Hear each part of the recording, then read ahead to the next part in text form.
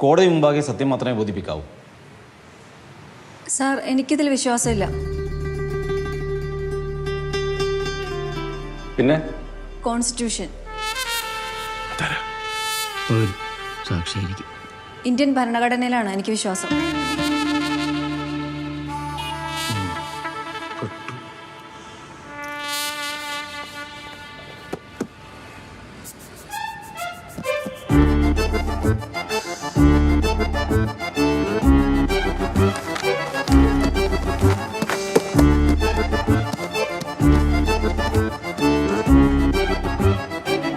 മാനഭംഗപ്പെടുത്തുക എന്ന ദുരുദ്ദേശത്തോടെ പൊതുസ്ഥലത്ത് വെച്ച് സ്ത്രീത്വത്തെ അപമാനിക്കും വിധം പെൺകുട്ടിയുടെ തുടയിലല്ല,